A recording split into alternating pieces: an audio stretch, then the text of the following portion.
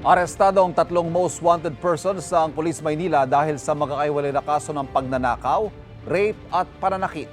Yan ang unang balita ni EJ Gomez. Hindi na nakapalag ang 44 na taong gulang na lalaking ito nang arestuhin ng mga otoridad dahil sa kasong pagnanakaw na isinampa 13 taon na ang nakakalipas. Nakorner siya ng mga tauhan ng MPD Special Operations Unit sa A. Villegas Street sa Ermita, Maynila mag-aalas 11 ng umaga kahapon.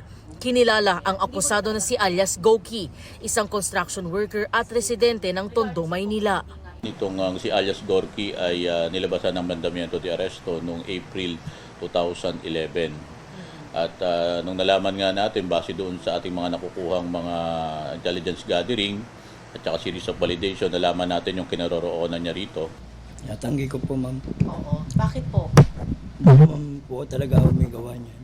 Ako po yung tinuro. No choice na po, ma'am. Sumuko po ako, ma'am, para patunayan na hindi po ako may kasalanan yan.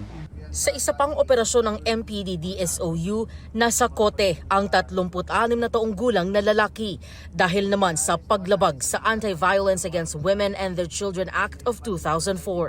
Naaresto siya sa barangay 766 San Andres Bukid sa Maynila alas 9:30 ng umaga kahapon. Hindi na nakapalag ang akusado ng silbihan ng arrest warrant.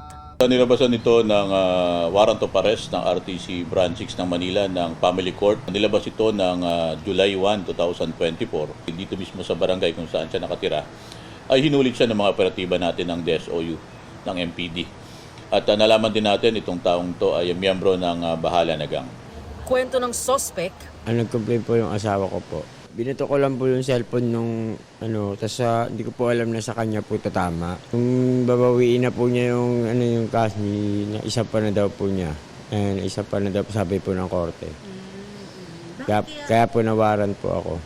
kasalukuyang nakapiit ang dalawa sa custodial facility ng Manila Police District habang hinihintay ang commitment order mula sa korte para mailipat sa Manila City Jail. Naaresto naman ng mga tauhan ng Moriones Police Station ang lalaking ito na nahaharap sa kasong rape. Namamasada raw ng tricycle ang lalaki kahapon sa barangay 105 Hapilan, Tondo, Maynila nang makorner ng mga pulis. Wala naman po. May nangyari po bang rape o wala? Wala po. So tinatanggi po ninyo? Opo. Malalaman na lang po namin sa court po. Nilabas ito nung RTC Branch 69 ng Taguig City noong July 22, 2024. Walang piyansang direkomenda ang hukuman para dito.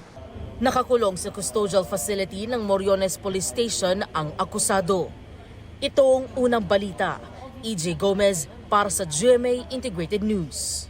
Kapuso, para laging una ka sa mga balita, bisitahin at mag-subscribe sa GMA Integrated News sa YouTube. Sa mga kapuso abroad, samahan nyo kami sa GMA Pinoy TV at sa www.gmanews.tv.